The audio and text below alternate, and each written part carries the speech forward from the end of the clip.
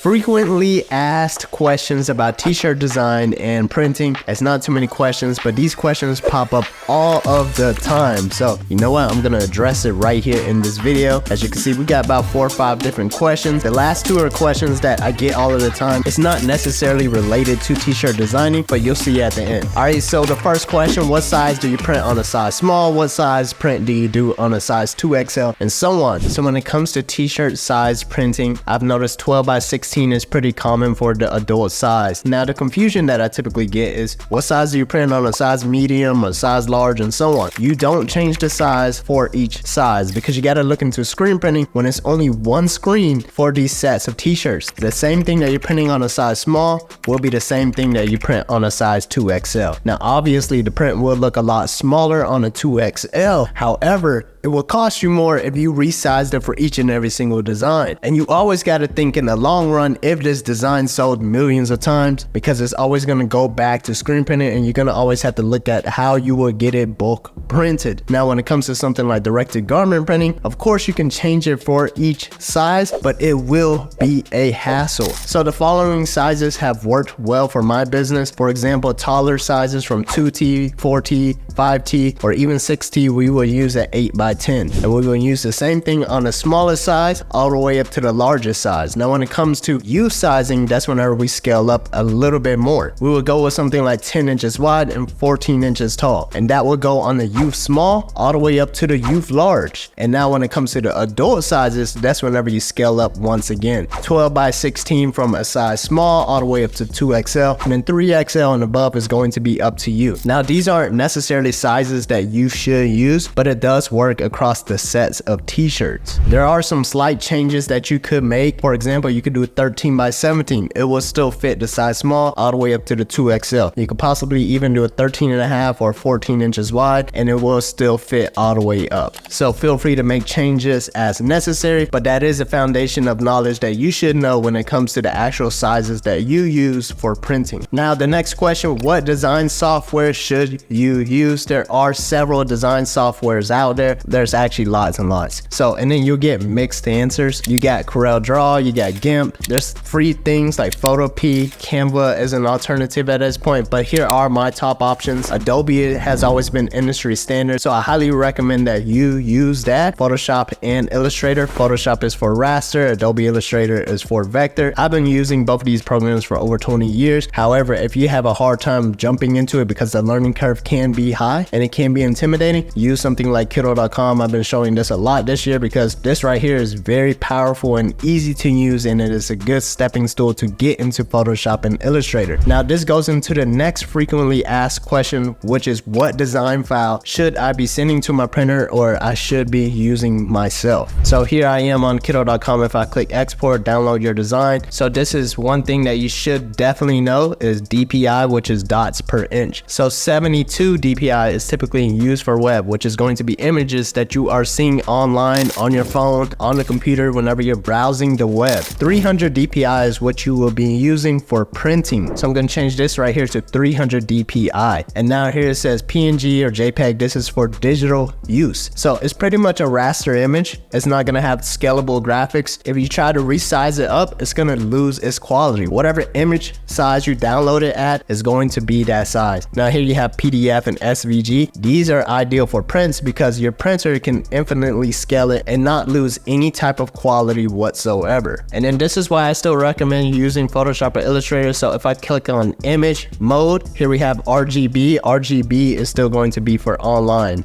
You know, this is going to be your web graphics. CMYK is going to be for printing because printers use these types of inks. CMYK is going to work a lot better when it comes to direct-to-garment prints and getting a more accurate color, because what you see on screen when you're looking at this computer screen, when you see me right now, you are seeing it in RGB, but what you see on a sheet of paper or a t-shirt when it is printed, it is in CMYK. Now when it comes to screen printing and getting exact colors, you're going to want to go on Adobe Illustrator and open up a Pantone color book, and now this right here is going to be the colors that you use for screen printing. Now don't get too overwhelmed when it comes to all of this information. Just download an image and send it to your printer and start from there. And one other thing I want you to know is don't be too nitpicky when whenever you first start off. If this red is not an accurate exact red to your actual print that you created on the computer compared to the t-shirt, don't go too crazy about it saying that it's not matching. Although the quality is a portion of whenever it comes to selling, just know to not give yourself a crazy hard time about this. Now the next top question is, what design process should I use? Now I'm not gonna go too in depth with this because I've done this video several times over and over, but I will do a quick brief on it. Direct-to-garment is good for full color prints, very low quantity, and it is ink printed directly into the shirt and garment itself. It is slow for most entry-level printers, and when I say entry-level printers for direct-to-garment, I'm talking about $10,000 to even $30,000 in cost for the actual printer. Screen print is good for a few colors unless your printer is doing CMYK prints. It is good for very large quantities. This is the original printing method that started t-shirt printing, and it's tested true to time when it comes to quality and even the process itself. T-shirt printing became popular in the early 1900s, but when it comes to silk screen printing in general, not necessarily for t-shirts, this dates back all the way to 960 AD. But enough of the history stuff, I don't know how I got there. Now the next printing process is sublimation. It's good for full color prints, but mostly for polyester and light colors. I could give you a lesson on the solid to gas process as well. After that history thing, forget it. On to the next process, which is heat transfers, which is what you mostly see right here on YouTube. You have heat transfer vinyl, which is the easiest to get into. It's not really good when it comes to intricate designs or multiple colors. I'll show you guys an example real soon when it comes to the design side. And then you have plastisol heat transfers. A company like TKO Cells provides something like this. Also DTF transfers, you could also get it on there. And DTF transfers has actually become really popular even in the household of getting an actual printer for yourself as well. The only thing about heat transfers is that it actually sits on top of the t-shirt and it's not like ink that is absorbed and printed into the t-shirt, more so something like sublimation or direct-to-garment. Now if all of that is really overwhelming and you don't know how to make a t-shirt yourself yet, or you don't know any local printers yet, you can go to printify.com, order yourself a sample. They use the direct-to-garment process for most t-shirts, and they even have all over print, which is going to be sublimated products. So you can go on there, order yourself a sample and see it for yourself if you just really want to see your design creation come to life for the first time. Printify can also fulfill your products for you, for your brand or your business if you want to head down that route. I also have a code for a free 30-day premium plan. If you want that, it is Hustle Ninjas, or you can use the link down below. Alright, so here I am back on Kindle.com. I'm about to show you guys a few examples. So this right here would be good for vinyl, especially if it was just this right here for heat transfer vinyl, because it's very simple, easy to weed, and straight to the point. You could also use this for heat transfer vinyl as well for 2 colors, but now you see this right here is also a simple print, but it's going to be so small, it's going to be a hassle when it comes to that. Now pretty much anything can be used for dye sublimation because it's such an easy full color process. Now when it comes to this object right here, you wouldn't want to use this for heat transfer vinyl because it's too much to weed. It can be done, but it will be a hassle. But this right here makes a really good screen printed t-shirt. Now when it comes to something like direct-to-garment, this can also be done, but once again, before you send it to print, you got to ask yourself the quantity that you want and the actual process that you want to go to, depending on the way it looks, like the color itself, how intricate is the actual design, and so on. Now if you look at this right here, you definitely don't want to use this with vinyl because it won't be possible, because you can see this is crazy full color right here. This is going to be something for DTG, which is direct to garment, but you can also send this to certain screen printers that really has the CMYK process down. All right, so that's some food for thought. The next 2 questions, like I said, this is not necessarily a frequently asked design question when it comes to getting your t-shirt printed, but I see these questions all the time. One of them is, can you make a t-shirt design